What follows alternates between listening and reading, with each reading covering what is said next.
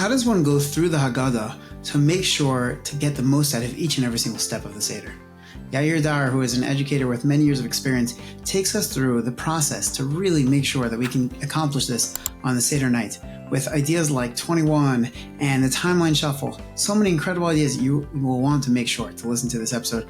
This is another one of the reruns from last year, from 2 years ago from Jews Education, and we'll be having throughout this week, like I mentioned yesterday, in yesterday's episode, like we had Mrs. Kamenetsky, we have Yair Daar, we have Mrs. Sari Kopitnikov with really creative ideas. We have Dr. Rabin Axelrod with really amazing ideas of how to help get our children involved in the cleaning. We have Mrs. Sharon Richter, who has the Spiritual Sparks program before Pesach and before all the holidays to really make the most out of Pesach and with every single holiday.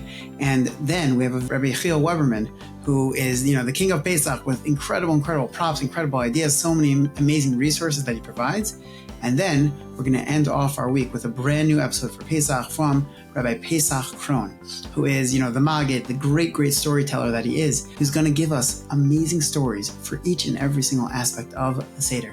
And I can't wait to provide you with that, really to help make your Yom Tov more meaningful and to help you make this incredible experience for your children, to make it a really impactful and meaningful Pesach.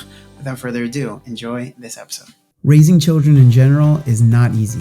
Throw in the desire to have passionate and committed Jews. Now that's next level hard. With weekly episodes on our parenting hierarchy, you will find the answers to your biggest parenting questions and gain the best practices you need to raise the children the way you want, to raise the Jews next door.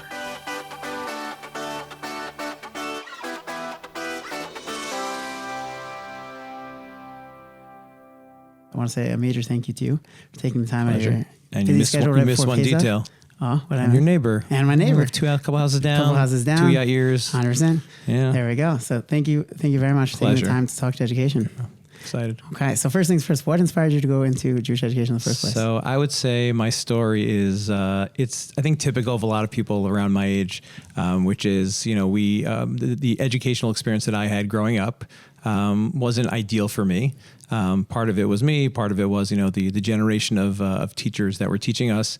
And I felt like I had the ability to, and I wanted to be able to go back into Jewish education and make it a better experience for the That's for, awesome. for the was kids. that what you were planning on doing throughout the time? Yeah, it depends when you ask me what time in my life. When you were in college, that was like when you were already starting. That was already. Yeah, I think even before that, I probably was always on the path to chinuch. I think that's awesome. Yeah, that's awesome. So you've been leading these different Seder workshops. How did you get involved with that? From starting with my family. I mean, it was more, we have Seders and we want to make the Seders good. And I always wanted to, make sure my kids had a really enjoyable time. That's awesome. So that was it. What do those workshops look like a little bit? So it's usually, it's been on Zoom, I think, every time I've done it. So it's also recorded. I can share the link afterwards. Okay, awesome. We'll put that out there for the educators. Yeah, exactly. And it's a slideshow, because you have to have slideshows. Of course. It's a slideshow that I basically walk through, some basic advice in terms of going into the Seder, or how to think about preparing for the Seder, chronologically, basically. Mm-hmm. And going through a couple of general strategies that would be useful at the Seder. And then specific ideas that I have, and I have printable and materials that I could share. Sounds also good. Okay, so we're a couple of weeks out now. What's your guidance? What should we be doing right now to prepare? I'm not telling anybody when to start preparing for Pesach, especially if you're doing cleaning. I hear that. Cleaning first. Well, this is a different type of Pesach. Yes. Right? Yeah. So I don't think you have to start preparing right now. Maybe starting to think about it is a good idea. That's what I would say. I think the first thing is really to start thinking about getting a sense of what you want to get across at the Seder to your kids, and what you think would work. Talking to your children also is always very good. What would you like to do at the Seder this year? What do you think would be fun? Maybe they can help you with some ideas, and getting just a sense of them, both from talking to them and thinking about your kids, like what, and all the truth is, it's not just your kids, anyone who's going to be at your Seder. Right. What they, but especially for children, what they would want to get out of the Seder, and starting to think about like what your kids' personalities are like, what will work for them at the Seder. That's a great idea. Yeah. That's awesome. So how, what you're saying is really taking a very educational approach towards the Seder, so how can we help parents, the premise of this podcast is that parents are educators. But how can we help parents who don't necessarily have that training become educators on this night, and really make it the best possible experience for their children? Right. So like you said, parents, of course, are educators. They're the first educators of their kids and the last educators of their kids. We're kind of the ones that just kind of help them along the way. Right. I would say that there's two things, meaning from a parenting standpoint, the parents know their kids better than anyone knows their kids. So the first thing is just, get to know your children and think about, you know them, but like really start thinking about them and how that would work out for the Seder. Like I said before, if there are plenty of parents who are talented and are thoughtful and are creative and come with their own ideas, and that's great. If not, so, I think why we have Yair Daars in the world. Exactly. That's why we have Yair Daars in the world. There you go. Awesome. Yes, you can thank my mom. And so I think the key is really just getting getting ideas for materials. I don't think we really need much more than that. I think it's really just, if there are materials that you have that you can create, great. And if not, look. When you say materials, are you talking about like the fun shtick, or you're talking about like also like actually like the Midrashim, the Hagaddah, the Divrei Torah, stuff like that? Like what are you referring to? I would say a little bit of both. I think that if a parent feels comfortable in terms of their understanding of what the Hagaddah means to them and what they'd like to get across to their kids, I think that's most important. Because what a parent cares about is going to come across to their kids. Totally. You can't, you don't want to change, you don't want to adjust your approach to what you get out of the Hagaddah and try to teach that to your children, because that's not going to come across as authentic, and you want it to be meaningful and authentic, that you can feel, that you're really getting the message across in a real way. So and then as far as like, I don't want to call it necessarily shtick. Some of it is shtick, and some of it is like just creative ways of passing the message along in a way that kind of like the kids can hear it. Totally. I think understanding the Hagaddah to me is actually a point where those kind of the two things can overlap. I've done a lot of thinking and a lot of work myself in terms of like just going through Magid and figuring out like, okay, like why is this here? Why is this here? Why is this here? That's why such is a good this point. here? Why is this here? And then thinking about, well, okay, how can I get that message across to the kids? Or is it really, is this the message that I want to focus on, or are we just going to read this and move on? Right. So I think that's kind of like a middle ground.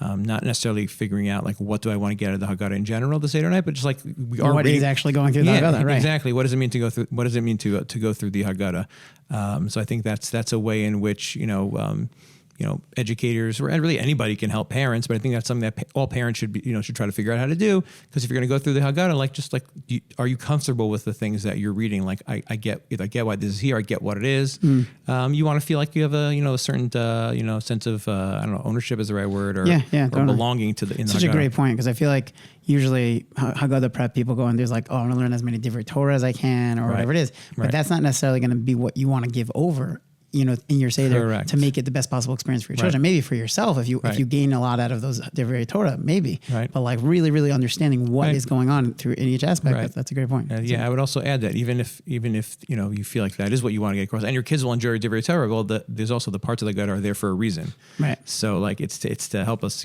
guide us and tell that story. So it's nice to be able to grab a line here and grab a line there and to point out a logical problem and with or 7 questions on Dayenu and answer them all with one answer. That's great, but that doesn't necessarily get into like, well, these things are here for a reason. So let's try to figure out why. Like what is Dayenu actually about? Yeah, exactly, and all the steps up to that. Yeah, that's awesome. That's great. What would you say are the most important themes that you've tried to give over to your children over the years? So I think in terms of themes, I think there's really is only one main theme of the Hagaddah, which is that the Ribono Shalom looks out for the Jewish people. That's it. I mean, that's the whole thing. It's a little bit more nuanced, which is, I start every, and I actually started realizing this when I was focusing on each part of the Seder, when I looked at Yachatz and realizing that I think Yachatz is actually the beginning of Magid.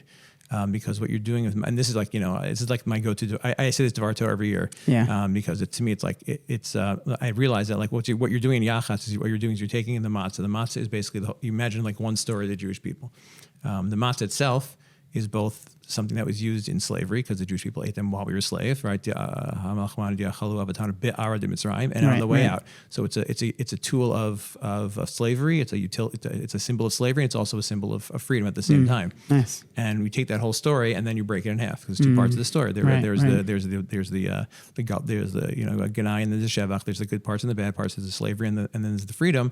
And basically what happens is, there's 2 parts of the story, right? One part is the smaller part, the not so good part comes first, and then the afikomen is for later. That's great. And I love that. that's like the whole. You can tell the whole story like this. That's it. That's the whole story. Yeah. We save it for later, and we knew that. That's God has our back, and it's coming at the end. That's great. That's So really I great. think that to me is like, and then I guess that to me has been the theme I've been trying to get across. And again, every parent, it's whatever matters is meaningful to you. Mm-hmm. That's what's going to come across to your kids. That's what you got to do. Sure. And how do you differentiate between like the experience that, let's say, I know your kids, and you have older kids and you have younger kids. How do you differentiate between their experience? So that's more of a matter of preparation. So I guess we can go back to like just Sure. like the general preparing for Sure. for the Seder. So the thing that I think has really, and again, this works for my family, that has really changed the way that the Seder functions, was planning out the Seder beforehand. Now, it's not as daunting as it sounds. Yeah. It basically just means taking out making a spreadsheet, for me personally, a spreadsheet, plugging in all the parts of the Seder, and then just next to it, like, what are we going to be doing at that part of the Seder?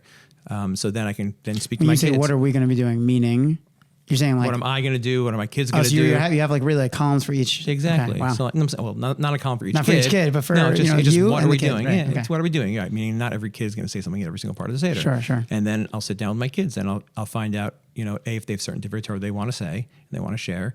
If there are certain games or certain activities that I've come up with that we've come across over the years that we want to use, plop those in, put those in on the chart.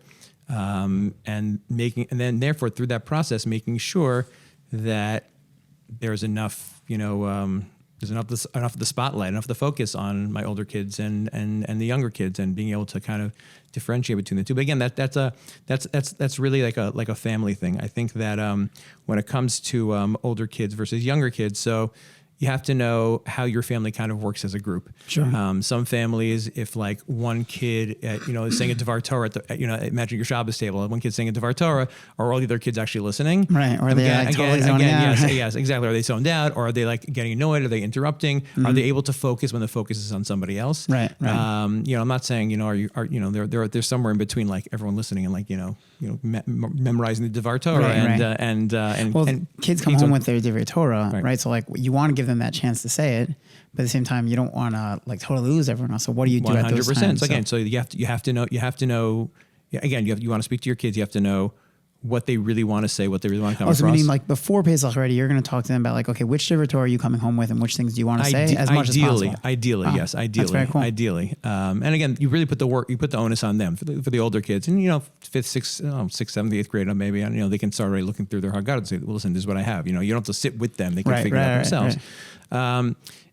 We'll do that, but I think it's also making sure so I'm saying, knowing, do I need to at some point, like, do I need to arrange my Siddharim that like there are going to be some points where my kids have to know there's no chance you're saying it, my older ones, there's no chance you're saying a Devar Torah in this point. Right. We're going to be focusing on the little ones during this time.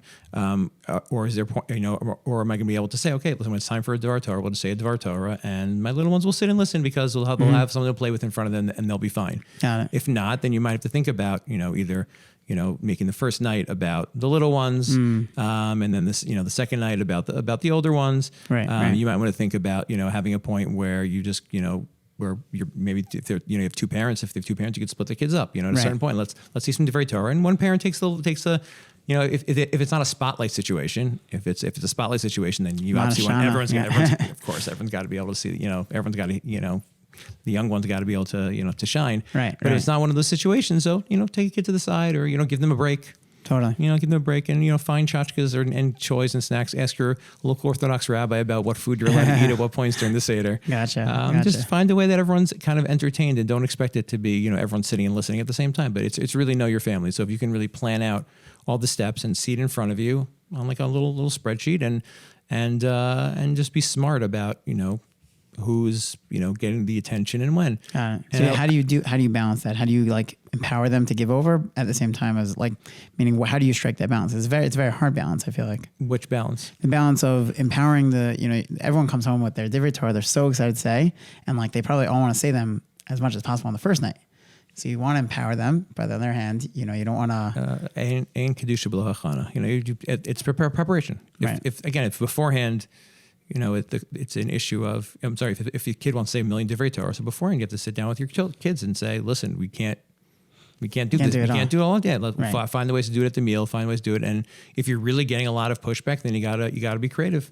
Got to find a way to be creative, But at a certain point, obviously, you can't just say, okay, fine, we'll say every single Dvar Torah that you want to say because you love attention. You can't do it like that because your teacher said if you say every single Dvar Torah, then you'll get a Slurpee in school. Like, please, teachers, do not do that. So I think you have to know your kids and be smart. And again, nothing should not have like power struggles at the moment. Everything that kind of stuff needs to be thought of beforehand. That's more important than anything else to me.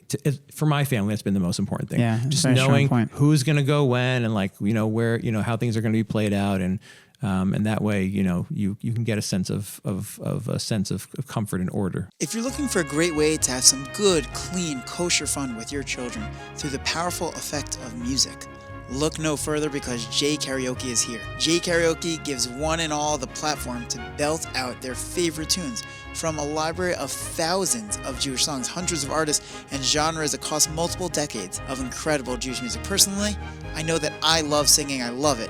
I love karaoke, but I was really never able to get into it because it wasn't the Jewish songs. And that's where J Karaoke comes in with their huge selection.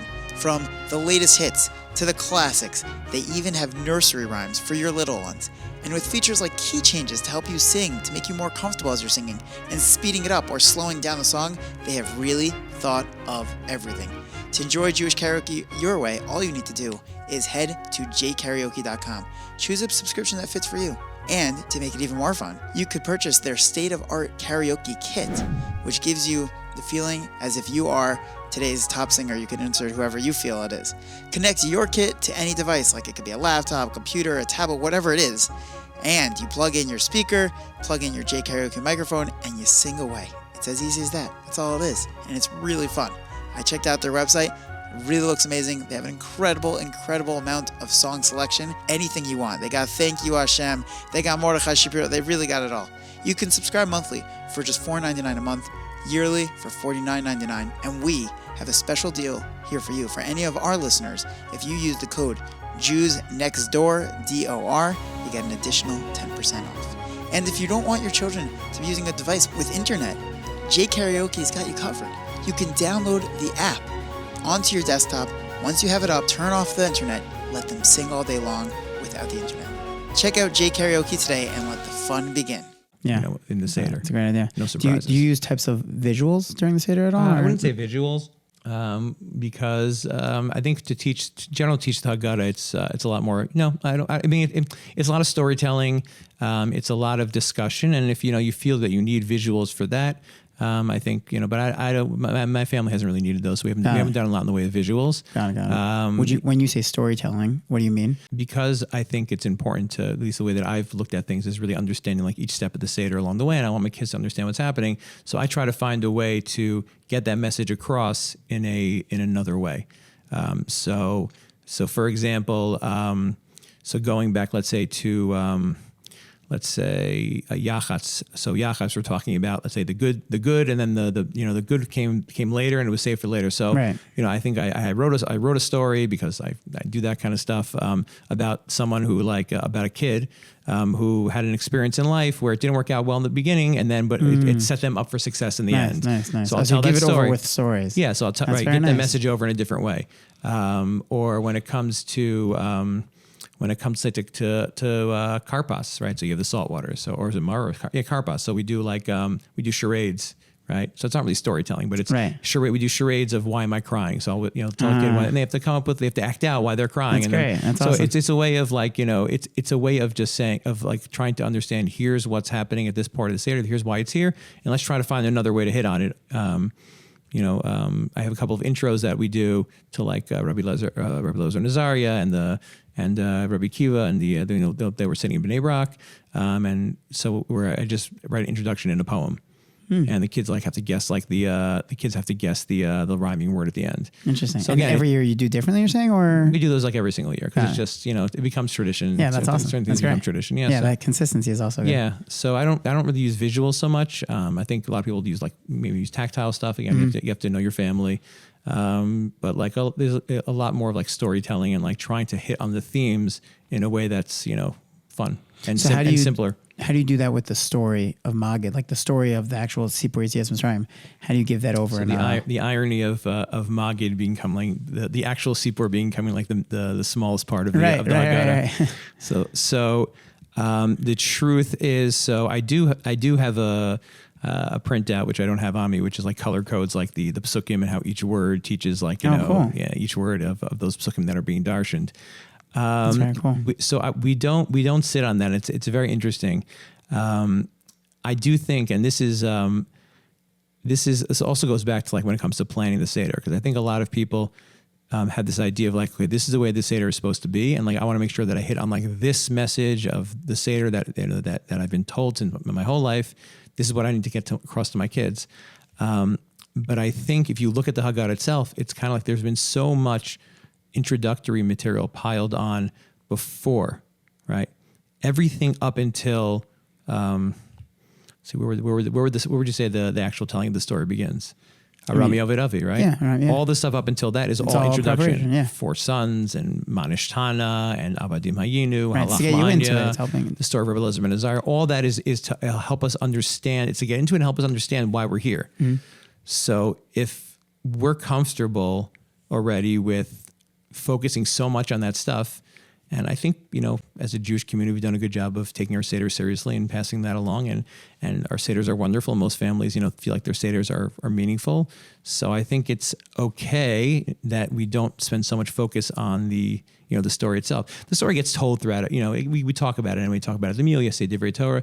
But the truth is, during that part, so I do have an activity that I do, and this is kind of similar to what I was saying, where I'm trying to get the idea of the step across, but in a different way. Right. I do a timeline shuffle where I basically take the history of the Jewish people from Avraham Avinu through Yetziat Mitzrayim, the Ten Makot, and Har Sinai, really, because I could like Dayan was next. Right. And I just take all the steps. Each one is on a different piece of paper, and I lay them out in the shuffle, and then like my kids have to put them in the right order. That's cool. And for the older ones, I did it in psukim instead, so they have to figure out where the psukim are from. Wow. Yeah, that's cool. Yeah, so it's just a way of getting the story across.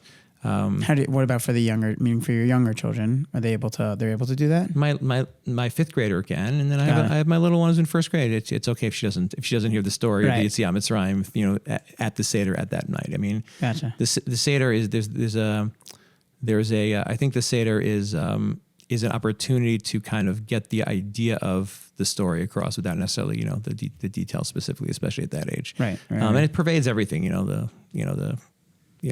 everything that we talk about, the whole Yetziat Mitzrayim story, it's in there. That's awesome. So I think, yeah, that's very cool. Yeah. So would you say that you have like a go-to Hagaddah or not necessarily? My go-to Hagaddah is whatever fits in front of me. It's the Art Scroll Hagaddah or the Maxwell House. I hear that. Hagaddah. Okay, there you go. The smallest to make the smallest. Yeah, the smallest for me is important. Which it reminds me of a point that I was thinking about. Which is another very important way, I think, to do to prepare for the Seder.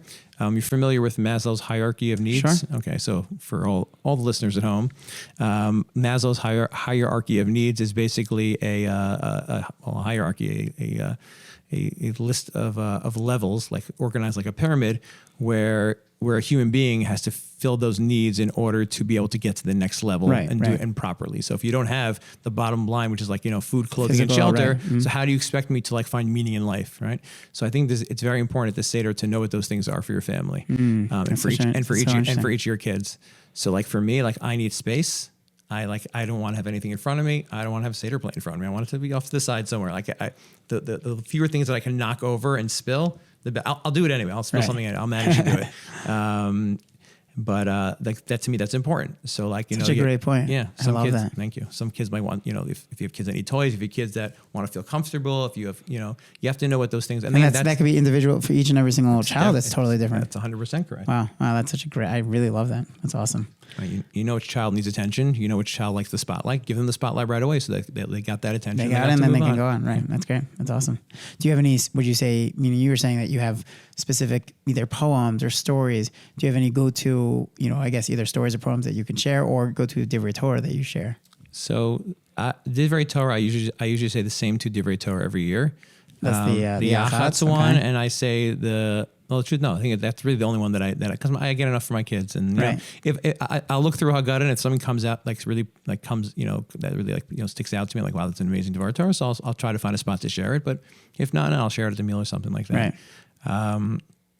So I don't think I have any like go-to, and again, all my go-to activities, I got a list somewhere. Again, like I said, I'll share it. We can provide it for the listeners afterwards.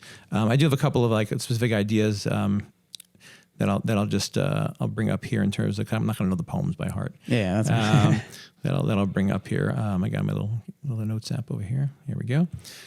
So to start the Hagaddah, so I also think it's very important to start the Seder with fun. That's important. So the first thing that we do every year, do you know the game 21? Well, not blackjack. Yeah.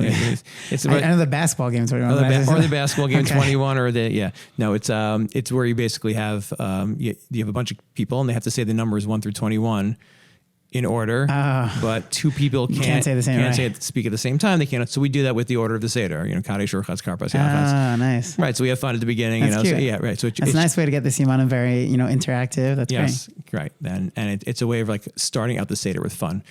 Because the most important thing is at the end of the day, is that the kids come away with a positive feeling. Yeah, totally. Everyone comes away with a positive feeling. So you want to start off with fun. That's for sure. I also, I like to have it that questions that we ask, anyone can participate in. I give out, my kids and I prepare it now together. Shout out to Talia and Atara and Yael and Ayla, who've been, getting older and being more helpful, but Talia and Atara, for all their help for, preparing materials. And so I'll have, let's say, cards that have, everyone gets a set of cards that have, each card has like a step of the Seder in it. Each card has, the Arabanim on it. Each card has, what am I forgetting? It doesn't really matter. Anyway, and then I'll ask questions, some of them funny and some of them real, where people can everyone can raise their card to say what their answer should be. Interesting. So meaning what's on the card? The card just says Karpas, Yachatz, Russia, Tom, whatever it is. So we'll ask questions. Like one of the questions we'll ask is, if you wanted to convince somebody that Judaism is like beautiful, which step of the Seder would you use to show them that and why? Oh, so I mean they're going to hold up. If they think that their card is right now, that's nice. Right. And then if one person has an answer that's different than everybody else, we ask that person to explain, why they chose that. Some of them are cute. Everyone has all the same cards? Right. Everyone's got a set. Okay. Oh, that's great. Right. That's so that cool. way we can also start the Seder off. Do you have that as like a list of questions and like the cards ready? Yeah. Cool. It's all, like I said, I'll share everything. I'll share everything. Amazing. That's very cool. So that's also a way, like starting off the Seder and not excluding anybody. Yeah. Which I guess the positive way would be including everybody. Right. So starting the Seder, including everybody, is also very helpful. So you start that in the beginning. You do that before you even do anything. Kadesh, Urchatz, Karpas, Yachatz. Yeah, exactly. Wow. So it's questions about like the. So first you do the game of 21, right, and then you get into this. Yeah, but again, it all depends on what's going on. Yes, again, nice. Which of course is the important message of you have to be able to adjust on the fly. Rolling with it. Yeah, you have to be able to adjust on the fly. You have to be able to to say, listen, I know that this is what I planned. You have to be okay throwing something out or not using something that you spent hours on. Totally. That's super important as well. So I think I've hit on at least some of the specific fun ideas that nice. that I have a bunch more, but I want to make sure to get a couple of specific ideas. How would you say that you differentiate between the experience of the 2-star? Meaning is night 2 basically a copy basically, it's basically a repeat, but again, because you plan out beforehand, so whatever you couldn't say the first night gets said, whatever game, and that's pre-planned, meaning like you'll have specific games that are night 2, correct, specific and sometimes night 2. Sometimes during the Seder, my kids will say, okay, we not do that, we just do that tomorrow. I'll say, I'll do it tomorrow. Nice. A good idea is. Again, like I said before, focusing on the older kids, the second Seder.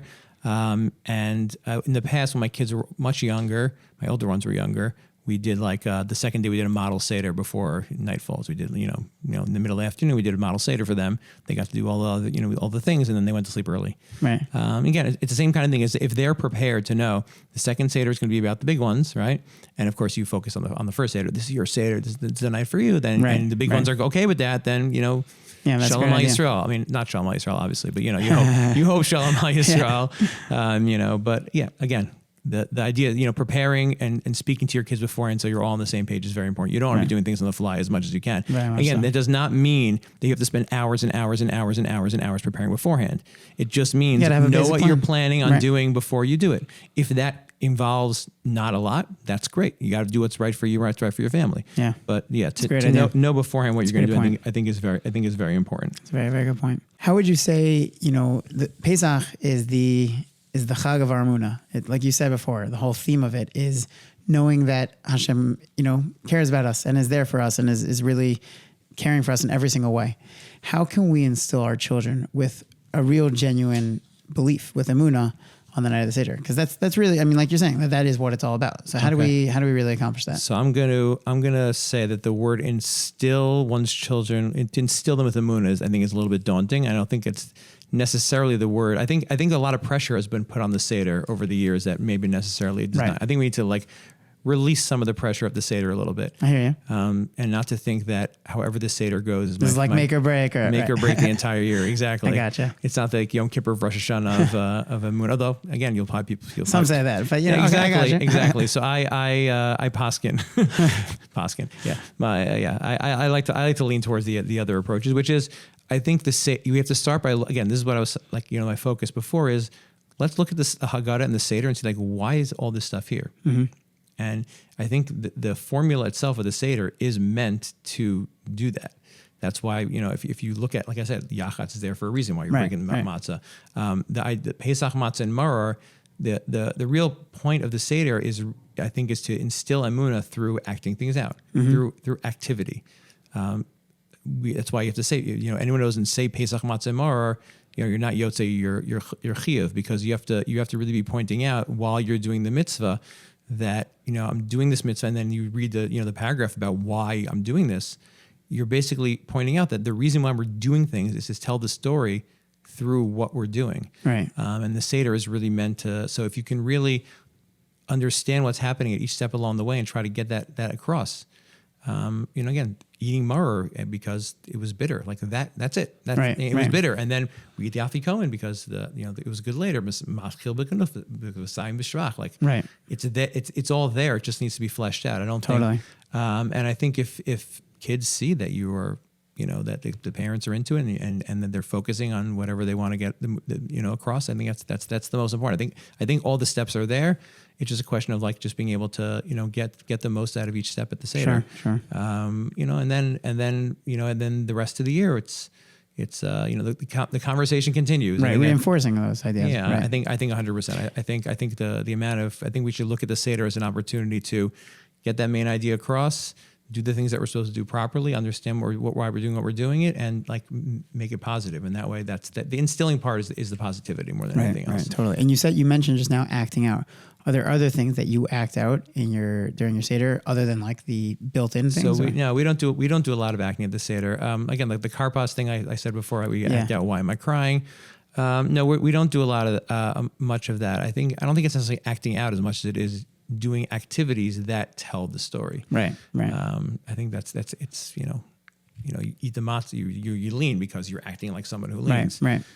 Totally. I think that to me is really where you want where to go. Then again, Emunah itself. So there's the Emunah of Bnei Yisrael. That, and again, I think also I would also add telling stories of Emunah from throughout history. I think is very important. Yeah, I would add powerful. That. Yes. Sure. I think that's an important thing. Do you have go-tos that you do every year, or more? It depends on the year. Or it depends on I have a list. I forget at what point of the Seder I do it, or I said I was going to do it and then didn't do it, or planned to do it and didn't do it.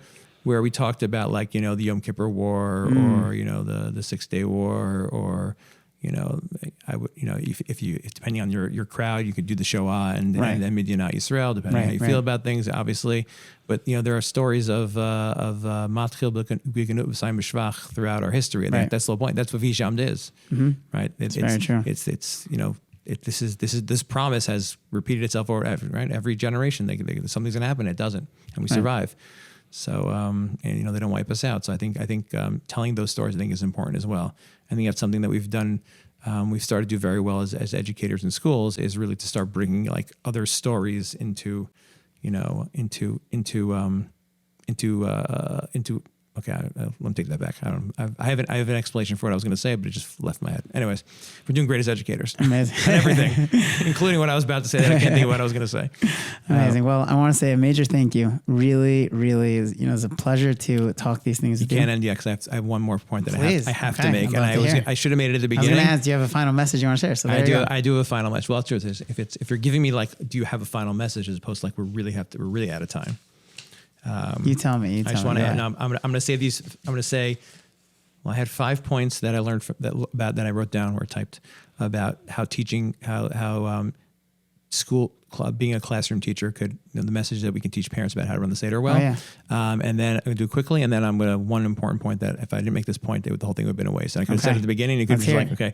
So again, I think I should mention this already. So I'm just look at my list right here. Nope. Don't put all the pressure on one night. I think we mentioned that already, right? The same way that you don't put all your pressure on 1 year. You have to, in school, you have to look at, these kids are going to be learning every year. You can't teach them everything in 1 year. Be comfortable with the material, right? The same way that a teacher, if you walk in, if you're not comfortable with what you're teaching, right, then it's not going to work out. So if you're a parent preparing for the Seder, if be comfortable with the Hagaddah, if you're going to download stuff to use, try to read the stories once or twice. You're not reading it for the first time at the Seder itself. Know your goal. I think we pointed that. I think we've mentioned that along the way. The same way that if you have to know why, what's my goal in teaching this class today or this class throughout the year. Same thing at the Seder. Know what am I trying to get across, and make sure that the things that you do are in line. Know what you can accomplish in the lesson. I think we've also hit on that too, I guess, which is don't overshoot and just be realistic. And again, like I said, be open to switching gears in between. Right. Sometimes as teaching, you throw out. I've thrown out stuff that I've worked on for weeks and say, okay, this is not working. I got to start over. Totally. So I think to be comfortable doing that. Those are great points. It turns out we ended up hitting on all of them anyway. Anyways, and then I think the final note is parents. Can I look at the camera for this one? Please. Parents, no Afikomen presence. Oh. Now, whoa. Let me explain myself. Here we go. Let's hear it. No Afikomen presence. I'm not being a Grinch or a curmudgeon, or a I don't know, what's the Jewish version of that? Like Grinch. Like who's the Grinchiest person in the Torah that we could Korach, Haman? I don't know. I'm not trying to be a Korach or a Dasan V'Aviram on this one, but you have to use it to your advantage. Participation prize. It changes everything. Don't just give them a prize because they found the Afikomen that if they didn't find, you would show them where it is. Because if not, you're not going to stay up till 3 o'clock in the morning waiting for them to find the Afikomen. Right. Participation prize. Say, here are the things that you signed up to do. Here are the things that I want you to do. Here are your goals. Do them. And give them extra credit. If they don't end up getting enough to reach their prize, give them an opportunity the next night or during the day to learn something or do something or say something. That's a great Don't point. waste the opportunity. Prizes work really well to motivate. Don't give it up for the Afikomen present. Oh, okay. Amazing. Well, thank you so much. Pleasure. Really amazing points.